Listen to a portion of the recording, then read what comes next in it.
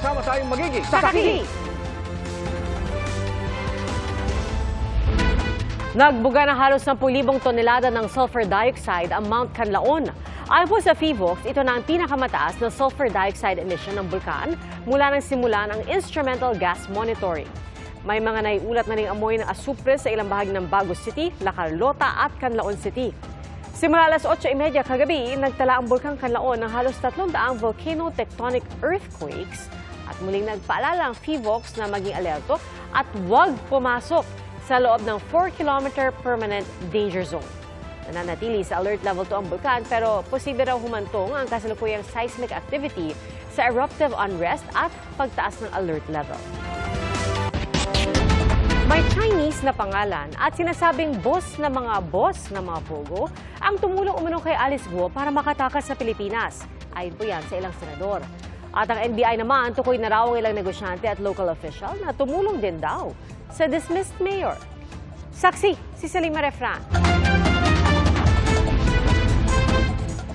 10 dayuhan at 4 na Pilipinong staff ng Pogo ang humarap sa Department of Justice kanina. Testigo sila sa reklamong qualified human trafficking kaugnay sa niraid na Lucky South 99 Pogo sa Porac, Pampanga. Dawit sa reklamo kinatawan ng Lucky South 99 na si Cassandra Ong, Ronalyn Baterna na Corporate Secretary, dating Technology and Livelihood Resource Center official Dennis Cunanan, at sina Duan Renwu at Zhang Jie na big bosses ng Pogo. Damay rin ang 50 iba pang incorporator, officers at managers ng Lucky South 99, pati ng Whirlwind Corporation, ang kumpanyang nagpaupa ng lupa sa Lucky South. Sila yung pinakamalaking mamimili ng tao. They buy people from yung mga nalululong sa mga casinos. Yung isa dong Chinese, pinautang ng 450,000 na natalo. Nung natalo, hindi na makabayad, diniretso na siya sa Lucky South. Itong union ng Lucky South 99 at ng Whirlwind Criminal Enterprise through and through. Yung ginawa na siya, illegal na ang plano niya. Ang Chinese na si Wu at ang Singaporean na si Zhang, ang mga nakuha ng kasama ng mga Guo at ni Ong nang magpalipat-lipat sa Singapore at Indonesia.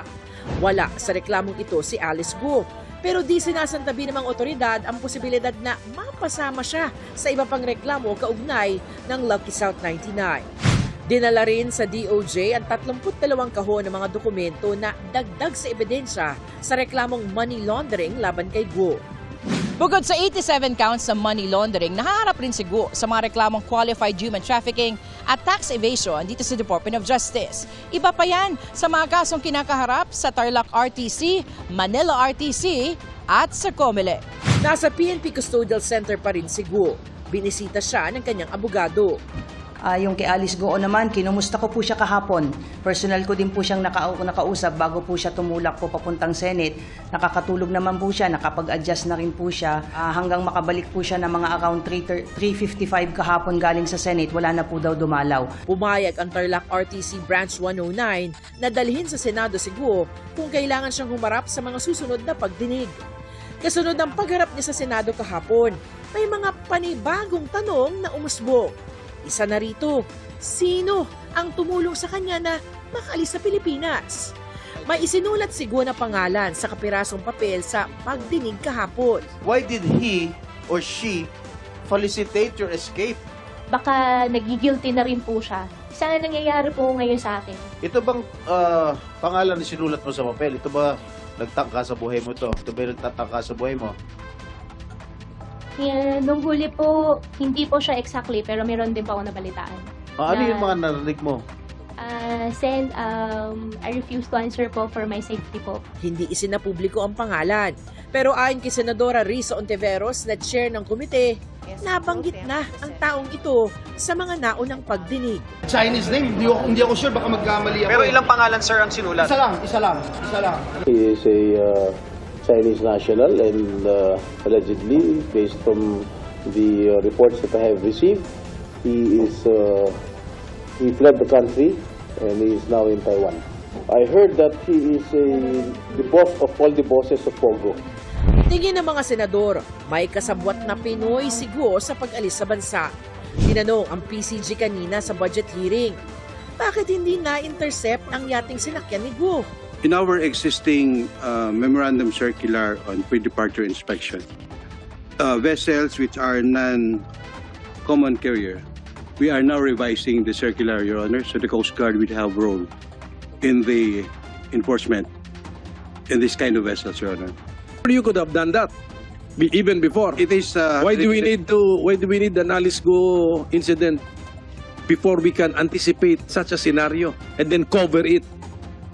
The regulation was made in 2009, and I'm taking my role now to revise it, Your Honor. Maging NBI, hindi naniniwala sa sinasabi ni Guo na walang Pilipinong tumulong sa kanyang umalis ng bansa.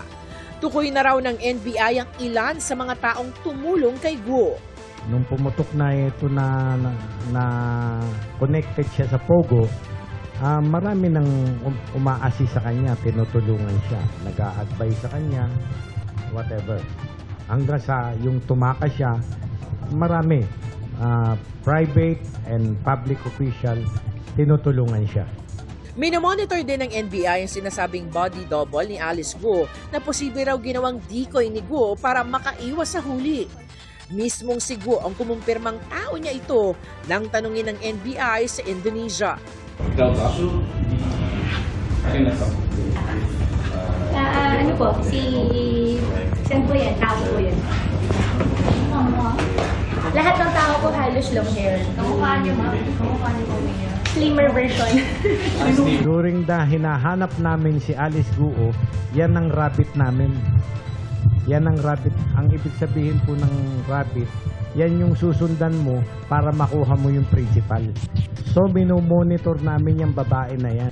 Kaugnay naman sa kapatid ni Guo na si Wesley. May filler kaming natatanggap. Gusto na rin daw sumuko ni Wesley. Inaantay niya lang daw ang ate niya. Para sa GMA Integrated News, Salima Refran, ng inyong saksi. Away mag-asawa ang isa sa tinitignang sanhi ng sunog sa Bacoor, Cavite, kung saan naabot sa 1,000 pamilya ang nawala ng tirahan. Saksi, si Rafi Tima. Mula sa Cavitex, matatanaw ang makapal at maitim na usok. Mula yan sa mga nasusunog na bahay sa barangay Longos sa 43 sa Bacoor, Cavite. Nagngangalit ang apoy na mabilis na kumalat dahil sa malakas na hangin. Sa drone video na ito, kita ang lawak ng nasunog na lugar. Nagkaroon ng difficulty kasi kami ay papasok. Yung mga tao naman, dala yung gamit nila pasalabas. So, makipot yung daanan, limited space, banggaan kami. So, sa paglalatag pa lang ng house namin, nagkaroon ng difficulty na. But we tried our best. Mahigit 800 bahay ang nasunog. Mag-alas 12 ng tanghali, nagsimula ang apoy at napula matapos ang mahigit 2 oras. Bagamat pinagbabawalan, bumalik naman ang ilang residente para tumingin ng ilang gamit na maisasalba pa. Emosyonal ang punong barangay ng lugar. Noong nakaraang buwan lang daw kasi nang masunugan din ang kanilang barangay kung saan 600 pamilya ang naapektuhan. Nakita ko kung paano yung mga bata magtakbuhan. Nag-iiyakan pati yung matatanda. Kaya masakit po rin sa akin. Away mag-asawa ang tinitinang posibleng sanhi ng sunog. Nabalitaan na pala doon sa kanila doon, may talo-talo na damay-damay na to. Tapos sabi nung isang yung nagsunog, sabi niya may mamamatay. Ayun. Dapat yun, paggabi pala inireporta sa barangay para nakuha namin at hindi nangyari ang ganyang bagay. Nahuli raw kaninang hapon ang isang alias Allen na kasabot ng alias Alaw na siya umanong nagsimula ng sunog. Sa hospital siya, daming tama ginugnog ng taong bayan. Sa mapping up operation ng BFP Bacoor, kinumpirma nilang walang nasawi sa insidente. Wala pa raw pinal na bilang ng mga nasunugan pero posibleng umabot ito ng 1,000 pamilya.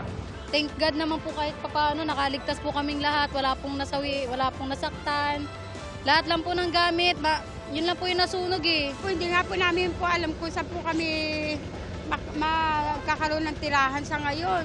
Kasi wala pa naman po kaming balita kung saan po kami titira. Sa ngayon, nananatili sa iba't ibang covered court sa mga karatig barangay ang mga nasunugan. Para sa GMA Integrated News, Rafi Tima ang inyong saksi.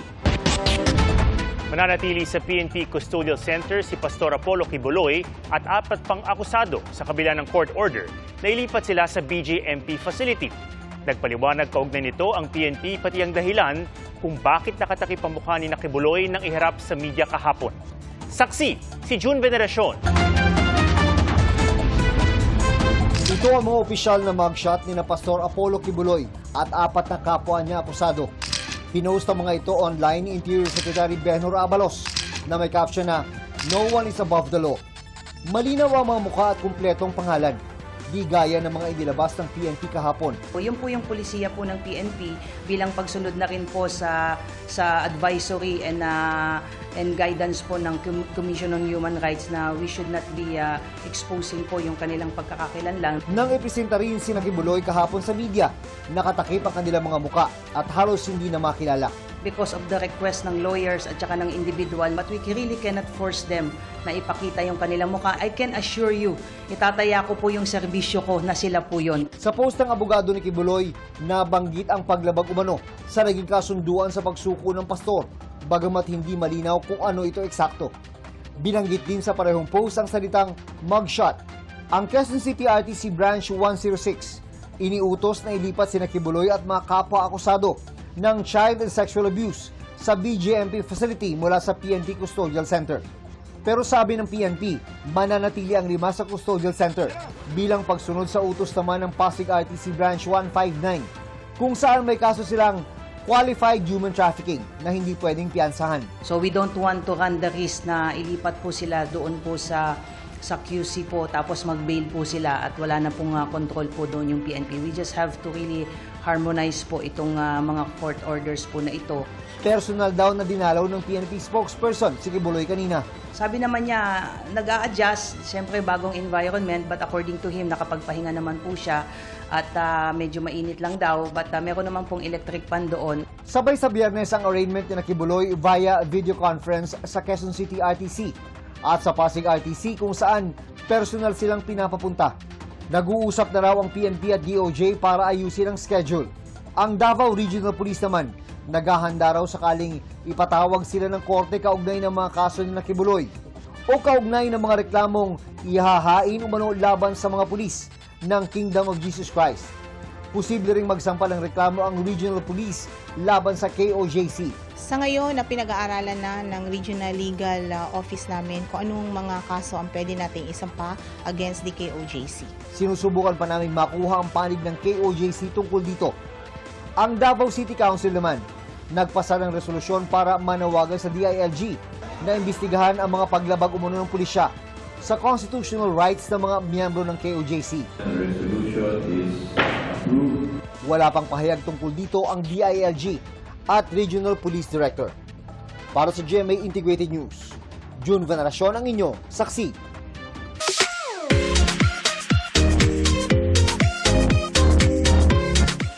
Bagong pasyalan para sa mga nature lover ang handog ng isang mangrove eco park sa Cebu. At ang falls sa Abra kung saan pwedeng mala-jacuzzi ang pagligo. Makibiyahing saksi kay Fe Marie Dumabok ng GMA Regional TV.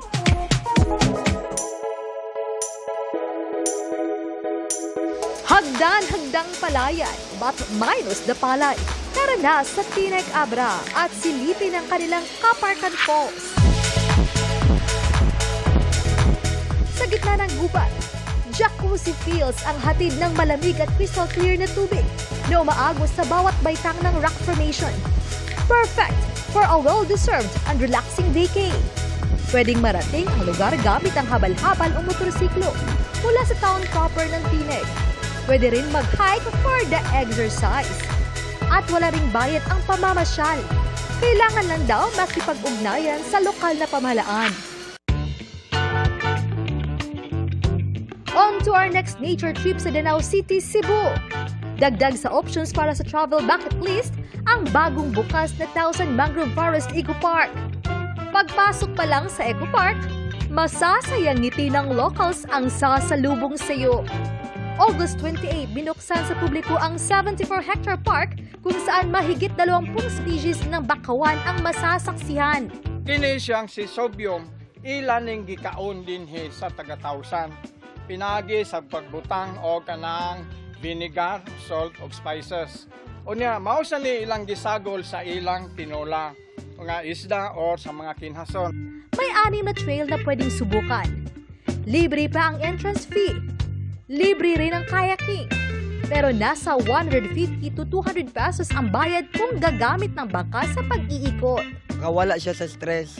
Labi na ibugsay-bugsay ni mo, te. Mo na nindot kayo kanang feel ni mo nga For example, daghan kay problema. Ariran nimo mapagawas. Dako ang gikatabang ma'am kay kami maka-income sad. Kay ang among panginabuhi dirin, do na po'y magtanom og mangrove mga seedling. Dako sad sila gikatabang namo.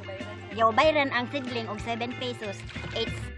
At kung magutom after the trip, wag na ring palampasin ang kanilang mga delicacy. Pinapayuhan ang mga gustong bumisita sa lugar na magpabook online sa tourism office. Para sa GMA Integrated News, ako si Family Dumabok ng GMA Regional TV, ang inyong saksi. Lumakas pa at isa ng tropical storm ang bagyo sa labas ng Philippine Area of Responsibility. Huli itong namataan mahigit 200,000 kilometro ang layo sa silangan ng Eastern Visayas. Sabi ng Pag-asa, posibleng pumasok ito ng PAR sa Huwebes o kaya sa Biyernes. Mababa ang tsansa mag-landfall pero hahatakin at palalakasin ng habagat. Sa ngayon, ramdam na ang epekto ng trough o extension ng bagyo sa ilang bahagi ng bansa. Patuloy rin ang pag-iral ng habagat. Base sa datos ng Metro Weather, mataas pa rin ang tsansa ng ulan lalo sa hapon. May matitinding buhos ng ulan sa Northern at Central Luzon, Bicol Region, Western at Eastern Visayas, pati sa malaking bahagi ng Mindanao. Sa Metro Manila, posibleng may pag-ulan sa ilang lugar sa umaga at maaaring maulit sa hapon o gabi. Bittersweet po ang ginanap na kasal sa Malasiki, Pangasinan. Nangyari yan sa loob ng ospital. Doon na-confine ang bride na si Jenny dahil sa brain tumor at kahit comatose na siya, natuloy ang pag-iisang dibdib nila noong September 6 ng long-time partner na si Jason. Ilang oras lang ang lumipas, binawian ang buhay si Jenny. Naulilan ni Jenny ang 2 anak na edad 5 at 6 na buwan. Nagdadalahati man sa kanyang pagpanaw, masaya na rin ang pamilya ni Jenny na kahit papaano daw ay natupad ang matagal na niyang pangarap na maikasal.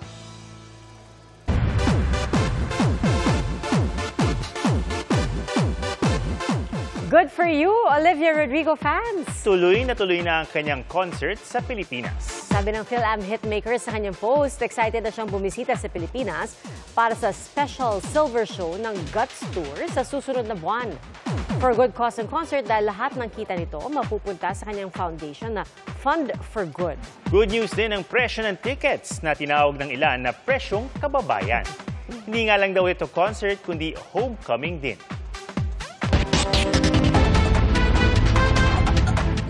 Salamat po sa inyong pagsaksi. Ako si Pia Arcangel. Sa ngalan ni Arnold Clavio, ako si Atom Araulio para sa mas malaking misyon at sa mas malawak na paglilingkod sa bayan. Mula sa GMA Integrated News, ang News Authority ng Filipino, hanggang bukas, sama-sama tayong magiging saksi!